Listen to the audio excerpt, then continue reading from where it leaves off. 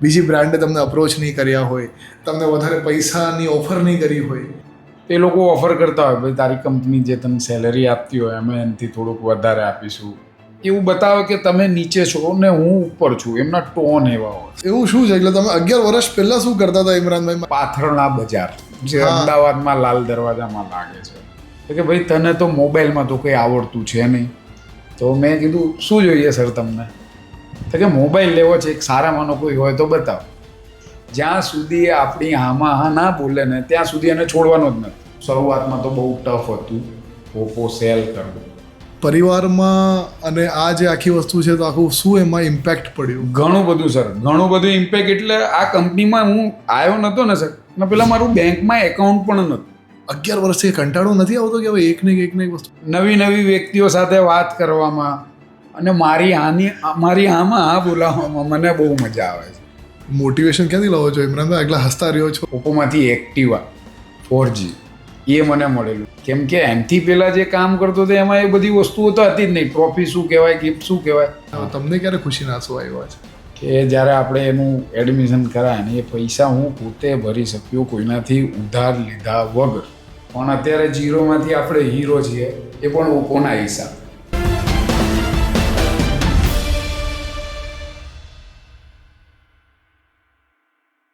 સો ઇમરાનભાઈ, તમે રાજુ જાપાન મણિનગરમાં છો અને મેં એવું સાંભળ્યું છે કે 11 વર્ષથી તમે ઓપ્પો સાથે છો અને 11 વર્ષથી એક જ સ્ટોરમાં છો અને ઓપ્પો સાથે જોડાયેલો છો 11 વર્ષથી. હું એવું નથી માનતો કે કોઈ બીજાએ તમને બોલાવવાની કોશિશ નહીં કરી હોય, બીજી બ્રાન્ડે તમને અપ્રોચ નહીં કર્યા હોય, તમને વધારે પૈસાની ઓફર નહીં કરી હોય. તો શું કારણ છે કે ઇમરાનભાઈ 11 વર્ષથી ઓપ્પો સાથે જ છે ને આજે મારી સાથે છે? આ તમારી વાત બરાબર છે. ઘણી બધી કોમ્પિટિશન બ્રાન્ડ છે કે ભાઈ આ સ્ટોરની અંદર આટલા ટાઈમથી છે ના, ઘણા બધા રેફરન્સ કસ્ટમર હશે અને જો કદાચ આ આપણી બ્રાન્ડમાં આવી જાય તો રેફરન્સના હિસાબે આપણો બિઝનેસનું અહીંયા ગ્રોથ થઈ જાય વધારે. એ લોકો ઓફર કરતા હોય ભાઈ તારી કંપની જે તને સેલરી આપતી હોય અમે એનાથી થોડુંક વધારે આપીશું, તમને બેનિફિટ 2 પૈસાનું વધારે થશે. પણ જે મને ઓપ્પોમાં મળે છે ને, પૈસા 2 નંબરની વસ્તુ છે, પણ જે ઓપ્પોમાં મળે છે ને એ બીજી કોઈ કંપનીમાં મેં જોયું નથી. એ વસ્તુ છે કે ભાઈ એક રિસ્પેક્ટ આપવી. કેમ કે મારી સાથે બીજા પણ છે, બીજી કંપનીવાળા જે સાથે કામ કરે છે. એમના કોઈ પણ સર આવે કે નોર્મલ બેઝિક એક રૂટ ટ્રેનર એમને કદાચ મળવા આવે તો પણ એમને જે વાત કરવાના ટોન હોય ને એમની સાથે એ કેવા હોય કે ભાઈ એ એવું બતાવે કે તમે નીચે છો ને હું ઉપર છું, એમના ટોન એવા હોય. સાહેબ છું. હા, જ્યારે મારે ઓપ્પોમાં એવું છે ને સર કે કોઈ પણ આવે XYZ HOD સુધી કોઈ પણ મળવા આવે એ ઘણા રિસ્પેક્ટથી વાત કરે આપણી જોડે. તો એ મને એક તો ઓપ્પોમાં એવું કે ભાઈ એ જોઈને આટલી બધી રિસ્પેક્ટ મળે. પૈસા મળે છે 2 નંબર, બીજી કંપનીમાં થોડાક વધારે મળશે પણ એ એટલું મહત્વ નથી. માણસની રિસ્પેક્ટ પણ થવી જોઈએ. તો મને આ જે મળે છે ને આ કંપનીથી, તો એના હિસાબે જ આપણે 11 વર્ષથી આ જ કંપનીમાં છીએ. તો તમે જે રીતે રિસ્પેક્ટ તમારા માટે આટલું મહત્વનું છે, તો એવું શું છે? એટલે તમે 11 વર્ષ પહેલા શું કરતા હતા ઇમરાનભાઈ? મારી એ જાણવાની ઈચ્છા છે. જો અગર તમારા માટે ઇજ્જત આટલી મહત્વની છે એટલે મને એવું લાગે છે કે કંઈક તો એવું છે કે જે તમને ઇજ્જત માટે વધારે એક સોફ્ટ કોર્નર આપે છે. સર આના પહેલાં હું હતો ને તો એક બેઝિક બિઝનેસ એટલે એને કહેવાય પાથરણા બજાર જે અમદાવાદમાં લાલ દરવાજામાં લાગે છે. અને પાથરણા બજારમાં કેવું છે કે ભાઈ હું ત્યાં પેલું લગેજ બેગ, સ્કૂલ બેગ, પછી કોલેજ બેગ, એ બધી બેગો સેલ કરતો હતો. તમને ખબર છે કે એમની સાથે વાત કરવાનો ટોન કેવો હોય. પાથરણાવાળો છે એને બધા કેવાય આમ એવું કે ભાઈ વાત કરવાનો ટોન હોય ને આમ ઊંચી અવાજથી એ પેલું બતાવે એ બતાવે એ રીતની વાત થતી હોય. અને પછી એક શું છે કે ભાઈ મ્યુનિસિપાલિટીવાળાએ ક્લોઝ કરાયું અને પછી થોડુંક ઘરમાં પ્રોબ્લેમ થવા લાગી કેમ કે ત્યાં ચાલુ રહેશે તો ઘરમાં હું જ મેન છું, ઘરમાં કમાવાનું બધું મારી ઉપર છે. તો મારો એક કઝિન બ્રધર હતો એ ટાઈમે શું એ વિનકોમ કંપની આવતી હતી, કીપેડના ને બધા ફોન બનાવતી હતી. તો એ બાપુનગર સાઈડ છે ને પેલું પ્રાઇમ કરીને એક આઉટલેટ છે ત્યાં જોબ કરતો હતો વિનકોમમાં. તો મેં એને ફોન કર્યો કે ભાઈ અત્યારે મારું પાથરણું બંધ છે ને બહુ તકલીફ છે, પૈસા છે ને અને પાછો મેરિટ પણ છું એ ટાઈમે, મારે ખર્ચા વધારે છે તો મારું ક્યાંક જોબનું સેટ કરી આપ. તો કે ભાઈ તને તો મોબાઈલમાં તો કંઈ આવડતું છે નહીં, તો પછી તું કેવી રીતે કરીશ? મેં જે પણ હોય તું ટ્રાય તો કર. બોલે અત્યારે એક નવી કંપની આવી છે ઓપ્પો, એમાં કદાચ તારું થઈ જાય, કેમ કે એમને શું છે અત્યારે જરૂર છે.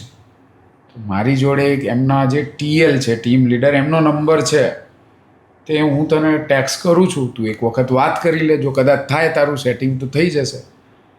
તો એ ટાઈમે શું છે કે ઓપ્પોમાં શાહનવાજ સર કરીને ટીમ લીડર હતા. તો મેં એમને કોલ કર્યો કે ભાઈ મારા કઝિન બ્રધરે તમારું નંબર આપેલું છે અને મારે જોબ કરવી છે, તો કે વાંધો નહીં, તો આપણે મળીએ. મેં ક્યાં મળું? તો એ ટાઈમે એમણે મને મળવા પણ ક્યાં બોલાવ્યો હતો? ઝકરિયા મસ્જિદ કાલુપુર સાથે એક ચાની કીટલી છે રોડ ઉપર. મારું ઇન્ટરવ્યૂ પહેલું ત્યાં થયું હતું. હું ત્યાં ગયો તો મને કે તમે શું કરતા હતા? મેં કીધું ભાઈ હું પાથરણા ઉપર લગાવતો હતો અને અત્યારે તો એ મ્યુનિસિપાલિટીવાળા બહુ હેરાન કરે છે, બંધ છે, મેરિટ છું, ખર્ચા વધારે છે ઘરના અને જોબની સખત જરૂર છે. તો કે મોબાઈલમાં કંઈ તમને આવડે છે? મેં એટલું બધું મોબાઈલમાં ખબર નથી પડતી, કેમ કે હું પોતે સ્માર્ટ નહોતો વાપરતો, કીપેડ ફોન હતો મારી. મને મોબાઈલમાં એટલી બધી તો ખબર નથી પડતી. તો કે વાંધો નહીં, સેલેરી શું વિચારો છો? હું અહીંયા હતો એ 12-15 હજાર કમાવતો હતો, એટલે આટલા તો મળવા જોઈએ, કેમ કે મારે પાછળ ખર્ચા વધારે છે.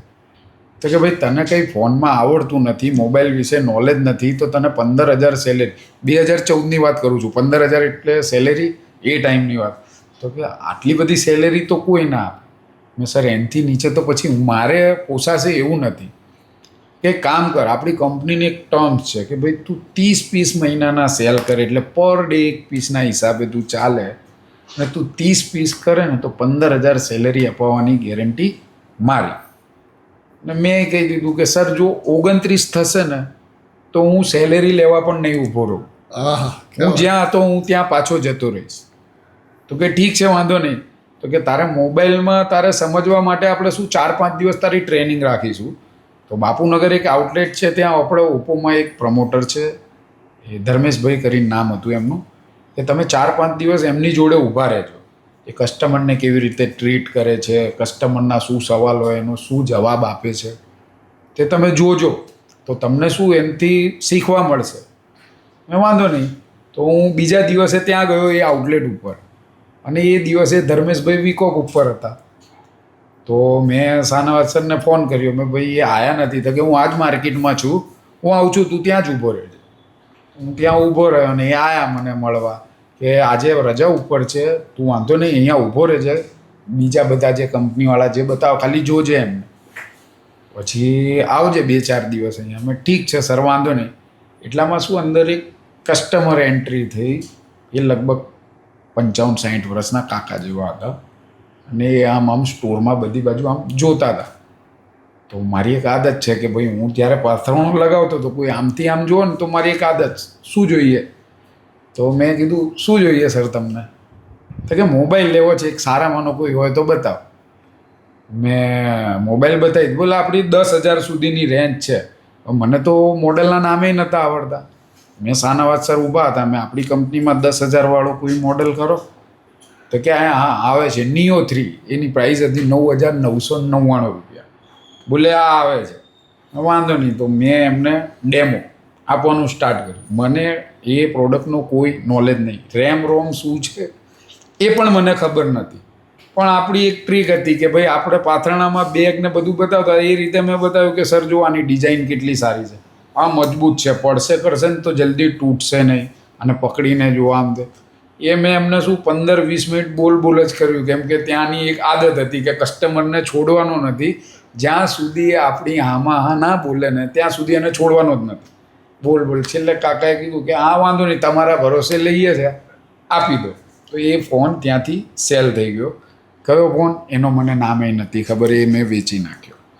તો શાહનવાજ સરે કીધું ભાઈ તને ટ્રેનિંગની મને જરૂર નથી લાગતી, તો એક કામ કરજે, કાલથી આઉટલેટ ઉપર જતો રહેજે. સાઈબાગ મને આઉટલેટ આપ્યું, ત્યાં ગયો, મેં કર્યું કામ. ત્યાં બીજા હતા, એ મને શીખવાડે ભાઈ રેમ આને કહેવાય, રોમ આને કહેવાય. બીજી કંપનીના LG, સોની, ઘણી બધી કંપનીઓના હતા, એ શીખવાડે મને થોડું. આપણે કસ્ટમરને બહુ કે ને શરૂઆતમાં તો બહુ ટફ હતું ઓપ્પો સેલ કરવું. બહુ 1 કલાક સુધી ડેમો આપતો હતો, કેમ કે એક જ આપણું એ કે ભાઈ એક પીસ તો વેચવું જ છે, 0 ઉપર જવું નથી મારે. કેમ કે મેં કમેન્ટમેન્ટ આપી છે કે 29 હશે ને તો હું સેલેરી લેવાય નહીં ઊભો રહું. તો એ રીતે મારા પહેલા મહિનામાં મેં લગભગ 32 પીસ વેચેલા, 32 પીસ. મારી સેલેરી ક્રેડિટ થઈ ને તો કંઈક 19,000 પ્લસ હતી, 600-700 આવી હતી. જેવું જ ક્રેડિટનું મેસેજ આવ્યું ને તો મેં શાનવાઝ સરને ફોન કર્યો. મેં સર કંપનીથી લોચા થયા છે. તો કે લોચા, શાના લોચા? મેં મારી સેલેરી કેટલી છે? તો કે 15,000 રૂપિયા. મેં ભૂલથી પૈસા વધારે નાખ્યા છે, મને તો 19,000થી ઉપર કંઈ આવ્યા છે 19. એટલે તારા પીસ 32 હતા ને? મેં તો કે ઇન્સેન્ટિવ ના મળે ગાંડા? મેં આવું પણ હોય છે, આમાં ઇન્સેન્ટિવ પણ મળે છે. તો કે હા, તું 30ને ક્રોસ કરે તો તને ઇન્સેન્ટિવ મળવાનું છે. પછી મેં કીધું આ તો અર્નિંગ માટે બહુ સારી જગા છે. અને એટલે તમને ઇજ્જતની વધારે વેલ્યુ છે, કેમ કે પાથરણા બજારમાં હું જ્યાં હતો ને ત્યાં મને એટલી રિસ્પેક્ટ ના મળે, કેમ કે ફૂટપાથ ઉપર જે લોકો બિઝનેસ કરતા હોય એને લોકો કેવી રીતે બોલાવતા. પણ અહીંયા તો HOD એટલે CEO એ પણ મને બહુ રિસ્પેક્ટથી બોલાવે છે. સૌથી ખરાબમાં ખરાબ પાથરણા બજારમાં જાય તો અનુભવ તમને થયો હોય, શું થયો સૌથી ખરાબ જે આજે પણ સહેનમાં છે? એક ટાઈમ એવું હતું ને કે સર વરસાદની સિઝન હતી, એટલે આમ વરસાદ પડવાના પહેલાં નહીં આમ ડૂલની ડમરીઓ બધું ઉડતું હોય, તો હું શું કે મારું માલ ખરાબ ના થાય ને તો એક પ્લાસ્ટિકનો શેડ હોય, તો એને આપણે શું આમ લાકડીના બાંબુથી આમ બાંધીને રસ્સી આમ નીચે ખિલ્લા સાથે રોડ ઉપર ઠોકી દેતા હતા કે ભાઈ વરસાદ કદાચ પડે તો મારો સ્ટોક કે માલ જે હોય એ પલળે નહીં, ખરાબ ના થાય. હવે એ ટાઈમે શું કે આમ પવન ફાંસ ફૂંકાવા લાગ્યો, પેલો ખિલ્લો રોડ ઉપર ટકે નહીં, કેમ કે પ્લાસ્ટિકમાં હવાનું પ્રેશર એટલું આવે ને પેલો ઉડે. તો હું રસ્સી પકડીને ઊભો રહ્યો. હવે એમાં પેલા બધા પોલીસવાળા બધું ખસકાવવા માટે કે ભાઈ તમે રોડ ઉપર શેડ હોય, મારા હાથમાં એ હતું તો એ કે પેલો છોડ આ દબાય તો એ શું પછી આપણે છોડ્યું, વરસાદ પડ્યો, મારું માલ બધું પલળી ગયું હતું, નુકસાન થયું. મેં આરે કેવી લાઈફ છે, સારું આપણે ઇન્વેસ્ટ કરીએ છીએ, આટલી મહેનત કરીએ છીએ, તડકામાંય ઊભા રહીએ છીએ, મે જૂનની ગરમીની અંદર આપણે વગર શેડે આટલા તડકામાં ઊભા રહીને કરીએ આટલી મહેનત, તો એ બહુ હેરાનગતિ છે. તો કદાચ કોઈ સારી જોબ, હું કેટલી વખત મારી સાથે જે હતો ને મારા પાર્ટનર એને કહેતો પણ હતો, મે જૂનની ગરમીમાં શું પેલું જે MTS બસ આવીને ઊભી રહે ને પથારાની આગળ, તો એના જે ઇન્જિનની ભાફ હોય ને હીટ એટલી ગરમ આવે ને, હું કહું આપણી જિંદગી કેવી, એના કરતાં તો કાશ એવી જગા હોય ને કે આમ આપણે એસીમાં બેઠા હોઈએ અને આમ કસ્ટમર આવે ને આપણે આમ જેવા કપડાં પહેરીને જઈએ ને એવા કપડાં પહેરીને ઘેર પાછા આવીએ. તો આજે છે સર, હું એસીમાં બેસું છું, જે હું વિચારતો હતો એવું જ બધું સેમ છે કે ભાઈ જેવો જઉં છું એવો જ ઘેર પાછો આવું છું. અને આટલું જે તમે આખું એક તમારી લાઈફ આખી ટર્ન થઈ, એમાં તમે બેગ વેચતા હતા, ફોન વેચવા લાગ્યા. હા, પરિવારમાં અને આ જે આખી વસ્તુ છે તો આખું શું એમાં ઇમ્પેક્ટ પડ્યું? ઘણું બધું સર, ઘણું બધું ઇમ્પેક્ટ. એટલે આ કંપનીમાં હું આવ્યો નહોતો ને સર, અને પેલા મારું બેંકમાં એકાઉન્ટ પણ નહોતું, એટલે એટલું અર્નિંગ હોતું જ નહોતું. પણ આ કંપનીમાં આવ્યા પછી હું બાળકોને સારું શિક્ષણ આપી શકું છું, મારી ફેમિલીની જે જરૂરિયાતો છે એ ઇઝી, મારે કોઈનાથી લેવા નહીં પડતા, કેમ કે અર્નિંગ ઘણું સારું કરી લઉં છું, બધું પૂરું થાય છે, મા બાપ પણ ખુશ છે, બૈરી છોકરા પણ ખુશ છે, આપણને કોઈ પણ વસ્તુની જરૂર છે ભાઈ આ આપણે બિંદા. એ ટાઈમ એવું હતું કે ભાઈ આપણે 150ની વસ્તુ લેવી હોય ને તોય વિચારવું પડતું હતું, તેમાં 5, 10, 15, 20 હજારની કોઈ વસ્તુ લેવી હોય તો આપણને એવું કોઈ ટેન્શન નહીં કે નહીં ભાઈ આપણે કંપનીમાં છીએ, આટલા ટાઈમથી છીએ, આપણું અર્નિંગ સારું છે, કદાચ આ મહિને થોડુંક દેવું થશે, આવતા મહિને ઇન્સેન્ટિવમાં બધું પૂરું થઈ જ જવાનું છે, એટલે કોઈ ટેન્શન લેવાની જરૂર નથી. બધા ખુશ છે, તમે ખુશ છો? હા, બધું ફૂલ હેપી સર. ફૂલ હેપી? હા, ફૂલ હેપી. એકચ્યુઅલ આ કંપનીમાં આવ્યા પછી તો સર મેં કોઈ દિવસ વિચાર્યું નહોતું કે ભાઈ હું મુંબઈ કે અહીં ફરવા જઈશ. આ કંપનીમાં આવ્યા પછી મને ઇન્ટરનેશનલ ટ્રીપ મળી છે, હું બેંકોક ફરીને આવ્યો છું સર. અને હું મારા ફ્રેન્ડ સર્કલમાં, જે મારા ફ્રેન્ડ સર્કલ છે એમાં એકલું તો એક જ હોઈશ કે જે ઇન્ટરનેશનલ ટ્રીપ મારીને આવ્યો છે. હવે શું સપના છે જે બાકી રહી ગયા છે ઓપ્પોના સાથે? એમ તો આપણને બધી રીતે આમ સંતુષ્ટિ છે સર, અને સપનામાં તો એવું છે કે હવે શું કે ભાઈ આગળ જે અત્યાર સુધી ચાલતું આવ્યું છે, ને આપણે જે 11 વર્ષ ફૂલ હેપી છીએ ને આપણી ઈચ્છા આ પણ છે કે આપણે આ કંપની છોડીને ક્યાંય જવું એ નથી. કોઈ કંઈ પણ કે કેટલું પણ કે આપણે તો અહીંયા જ રહેવાનું છે. અને જે અત્યાર સુધીની મારી જર્ની રહી છે ઓલવેઝ હેપી, બધી રીતે હું એકદમ ખુશ જ છું. મને કોઈ જાતની તકલીફ નથી અને આગળ પણ નહીં પડે એ કંપની ઉપર મને પૂરો વિશ્વાસ, આટલો નહીં આટલા સુધીનો વિશ્વાસ છે. મને આ કંપનીમાં કોઈ તકલીફ છે નહીં અને આગળ આપણે અત્યારે હેપી છે ને આગળ એ હેપી જ રહેવાના છીએ આ કંપની. ઓપ્પોનું આખું જ્યારે બેગ વેચવાથી તમે ઓપ્પો વેચવા ઉપર આવી ગયા તો એ આખી જે એ જર્ની હોય કે ભાઈ એક તો ટેકનિકલી બધું સમજવું, પછી ટેકનિકલી હવે સમજાવું અને હવે તમે કહો છો RAM રોમ ને બધું તમને હવે સમજ પડી ગઈ છે. સો એ કેટલું હવે 11 વર્ષથી કંટાળો નથી આવતો કે હવે એક ને એક વસ્તુ કરી રહી? ના સર, મને મજા આવે છે. એકચ્યુઅલી એવું છે ને કે કંપનીમાંથી મને પોસ્ટની ઓફર તો 2017માં આવી ગઈ હતી ટીમ લીડરની, પણ મને સેલ કરવામાં જ મજા આવે છે. એટલે તમને પ્રમોશન આપે છે, તમે નથી? હા, મને સેલ કરવામાં જ મજા આવે. તમારે ગ્રાઉન્ડ ઉપર જ રહેવું છે, શોરૂમમાં જ રહેવું છે. મને કેવું છે કે ભાઈ નવી નવી વ્યક્તિઓ સાથે વાત કરવામાં અને મારી આમાં હા બોલાવવામાં મને બહુ મજા આવે છે. તો મને એમાં અને પાછું અર્નિંગ એ સારું જ થાય છે. તો મને તો એટલે હવે તો નથી ઓફિસર નથી બની જવું હવે? નહીં, એ જ્યારે બનવું હશે તો કંપની બનાવી દેશે, મને ના કોઈ નહીં પાડવાનું. તો જ્યારે આટલા બધા કસ્ટમરોથી તો મળો છો, હજારો લોકોથી મળો છો, આ ઓપોના ફોનનું કોઈ એવું એક્સપિરિયન્સ જે તમને યાદ રહી ગયું હોય કે જે હંમેશા તમને જીવનમાં થઈ ગયો, ચાલો એ દિવસે ફોન વેચું મને મજા આવી, કે એવું કંઈક થયું હોય કોઈ દિવસ?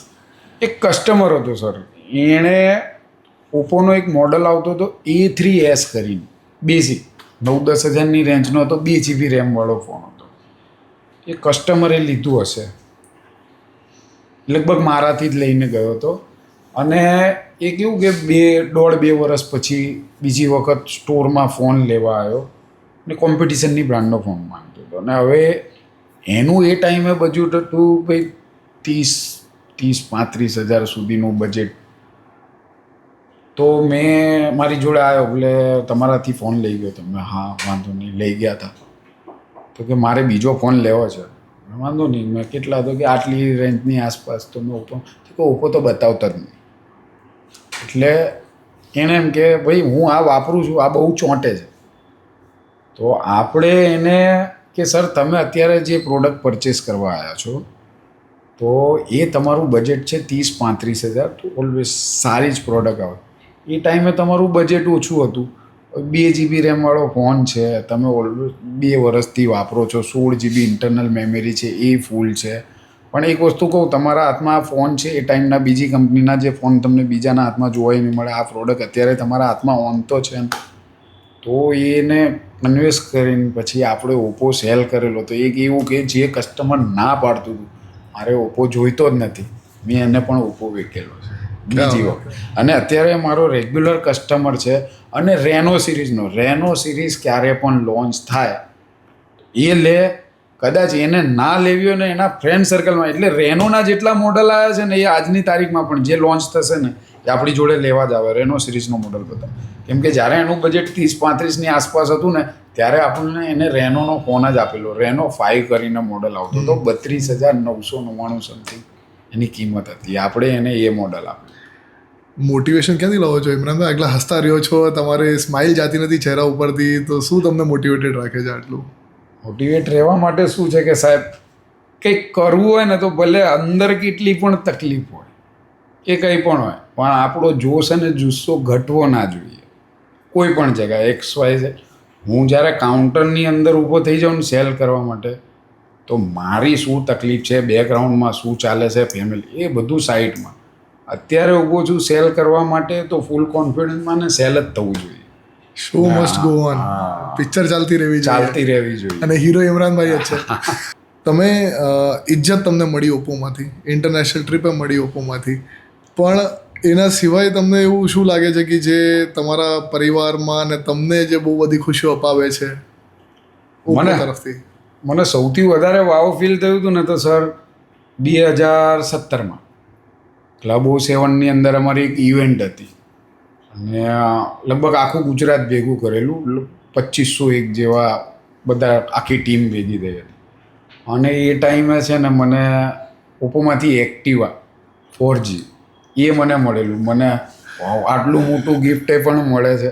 એના પછી ઘણું બધું મળ્યું, જેમ LED TV મને 3-4 વખત મળી છે, ફ્રીજ છે, વોશિંગ મશીન છે, 11-12 ફોન મળેલા છે, 60-70 ટ્રોફીઓ હશે, સર્ટિફિકેટ 100+ છે.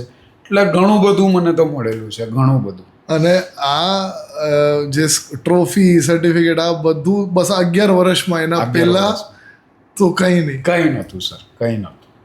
ગજબ. બાકી અત્યારે તો બધું જ છે, બધું છે. અને આટલી જે ગિફ્ટ્સ વગેરે મળે તો શું તમને લાગે છે કે ઇમરાનભાઈ આજે પણ જ્યારે દોડે છે તો એ ગિફ્ટ્સ માટે દોડે છે કે આજે જે એને મોટિવેશન એ છે? નહીં, આપણું શું છે કે જે ટાર્ગેટ છે ને એ કોઈ દિવસ એવું નહીં વિચારવાનું કે મારું થઈ ગયું છે. આપણું કામ છે દોડતા રહેવાનું. ગિફ્ટ, રિવોર્ડ, સેલેરી, ઇન્સેન્ટિવ એ બેકગ્રાઉન્ડમાં ઓટોમેટિક ઊભું થઈ જશે, કંપની આપશે. પણ એવું નહીં કે અમુક ભાઈ બસ આટલું થઈ ગયું છે હવે આગળ નહીં. હું કોઈ દિવસ એવું નહીં વિચારતો. ખરાબ સમય જોયો બાદ આટલું સારા સમયની વેલ્યુ કરો કે પાછું એ ખરાબ સમય ના આવે તો એના માટે શું ધ્યાન રાખો છો? સર એવું છે ને કે જે આવે છે એમાંથી થોડું ઘણું સેવિંગ પણ કરીએ છીએ આપણે કે ભાઈ, અને કંપનીમાંથી તો ટેન્શન નથી. જો માલિક ના કરે કે ભાઈ કોઈ એવું મેડિકલ ઇમરજન્સી, તો કંપનીએ મારી ફૂલ ફેમિલીનો મેડિકલ ઇન્સ્યોરન્સ બધું છે, એટલે એવું કંઈ ટેન્શન વેન્શન છે નહીં. અને કંપનીમાંથી કદાચ આપણને કંઈક એવું કે ભાઈ કંઈક આવી ગયું, આપણને વિશ્વાસ છે કે આપણું કામ અટકવા નહીં દે, કાઢી દેશે, એટલે ટેન્શન વગરનું. ઇમરાનભાઈ, આવી રીતે તમે હસતા રહ્યો છો, મને લાગે છે અડધા કસ્ટમર તો એમને ફિદા થઈને તમારાથી ફોન લઈ લે છે અને તમે બધાનું દિલ જીતી લ્યો છો. અને એટલે જ તમે આજે OEC જે કહેવાય છે, તો OEC જગ્યા CEO કહેવાય છે ઓપ્પોમાં, કે ભાઈ અસલી કસ્ટમર માટે અને કંપની માટે CEO તમે છો, કેમ કે તમે ગ્રાઉન્ડ ઉપર કામ કરો છો અને દરેક કસ્ટમરને પ્રોડક્ટ સમજાવો છો અને એમને કમ્ફર્ટેબલ ફીલ કરાવો છો, જેના કારણે બ્રાન્ડ આટલું સરસ કામ કરી શકે છે. તો થેન્ક યુ તમને આટલું સરસ કામ કરવા બદલ. Thank you. ઇમરાનભાઈ, સૌથી પહેલાં જ્યારે એક દિવસ ગિફ્ટ મળી હશે તમને, કંઈ પણ ગિફ્ટ હોય, નાની મોટી, કંઈક તો ઓપ્પોના તરફથી જે મળી હશે, એ દિવસે મને લઈ જાઓ, એ રાત ઉપર મને લઈ જાઓ કે જ્યારે ઘરે ગયા, દુકાન બધું બંધ કરીને અને પછી આરામથી તમે ઘરે ગયા, ગિફ્ટ હાથમાં છે અને પરિવારમાં પહેલી વાર તમે ગિફ્ટ દેખાડો છો. શું એ મોમેન્ટ યાદ છે? એ મને યાદ છે સર. એ લગભગ 2014માં 2015માં ગોરબન હોટલ છે આપણા ત્યાં એક ઇવેન્ટ રાખેલું કંપની. બહુ બધા એમ્પ્લોયર નહોતા કંપનીમાં, હશે આખી ટીમ મળીને 50, 55, 60 જણાની આસપાસ. એ ટાઈમે મારી લાઈફની ફર્સ્ટ ટ્રોફી મને ત્યાં આપેલી અને એક મારા ફોટો સાથેની એક ફ્રેમ બનાવીને આપી હતી. અને હું જ્યારે, કેમ કે આજ સુધી ઘરમાં કોઈ એવોર્ડ કે ગિફ્ટ કે એવી વસ્તુ તો હતી જ નહીં, અને જ્યારે હું ઘેર લઈ જઈને મારે બતાવ્યું મેં મારી વાઈફને ને, એ ટ્રોફી જોઈને એટલા ખુશ થયા. મારી મમ્મી તો એટલા ભાવુક થયા ને કે રડવા લાગ્યા કે તને આવી ટ્રોફીઓ પણ મળે છે. ને મને પણ એવું કે યાર હું કંઈ અચીવ કરીને લાવ્યો છું પહેલી વખત. કેમ કે એમથી પહેલાં જે કામ કરતો હતો એમાં એ બધી વસ્તુઓ તો હતી જ નહીં. ટ્રોફી શું કહેવાય, ગિફ્ટ શું કહેવાય, એવું બધું કંઈ હતું નહીં. મને એમ હાથમાં આવ્યા પછી એવું ફિલિંગ કે યાર મને આ ટ્રોફી મળી છે. હું મારા ફ્રેન્ડમાં પણ બધાને બતાવતો હતો, જો મને કંપનીમાંથી ટ્રોફી. એ આજે છે મારી જોડે. મારી જોડે એક છે ને ઘરમાં કબોર્ડ છે, એ આખું બસ એ ટ્રોફીઓથી ને એનાથી ભરેલું છે બધું. એ એના માટે સ્પેશિયલ રાખ્યું છે. કંપનીથી જે પણ ટ્રોફી કે સર્ટિફિકેટ જે પણ આવે એ બધું એમાં જ મૂકવાનું. આટલી બધી વસ્તુઓ મળી તો મમ્મી તો ભાવુક થયા, ખુશીના આંસુ એમને. તમને ક્યારે ખુશીના આંસુ આવ્યા છે? મને સર એક એવું હતું ને કે જે મારા બાબાનું એડમિશન મારે ત્યાં ડોનેશન એક થોડું ભરવાનું હતું. આપણું પથારા ઉપર એટલું કંઈ હતું નહીં, પણ એ ટાઈમે કેવું કે જ્યારે આપણે એનું એડમિશન કરાય ને એ પૈસા હું પોતે ભરી શક્યો કોઈનાથી ઉધાર લીધા વગર. તો મને આમ અંદરથી આમ ખુશી એવી ફિલિંગ કે યાર આજે આપણે ઉપરવાળાની દયાથી આ કંપનીમાં આટલા કાબિલ તો થઈ ગયા છે કે આપણને આપણી જરૂરત આપણે જ પૂરી કરી લઈએ છીએ. આપણે કોઈકની જોડે માંગવું નહીં પડતું ઉધાર કે ભાઈ આ થાય. તો મને કામ થયું હતું કે યાર આ આપણે ક્યાંક પહોંચી ગયા છે.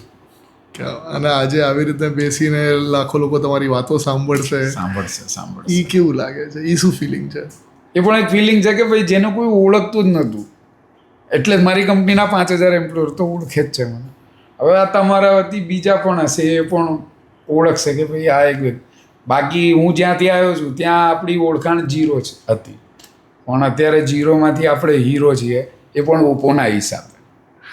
ભણી શક્યા હતા? કેટલા ભણ્યા છો? એસએસસી સુધી કરેલું, પણ પછી પરિવારની પરિસ્થિતિના હિસાબે શું છે કે કમાવું અગત્યનું હતું, તો પછી અને હવે આગળ. બાળકોને ભણાવો છો? હા, સારું. ઇમરાનભાઈ, સારું સમય તો ખૂબ જોયું. હા પહેલા ખરાબ સમય જોઈને આવ્યા છો, હા. હવે પાછું ખરાબ સમય આવી પણ શકે છે, તો કોઈ દિવસ એના માટે કંઈ પ્રિપરેશન અલગથી વિચારો છો કોઈ દિવસ કે પાછું એ રસ્તા ઉપર આવી ગયો તો?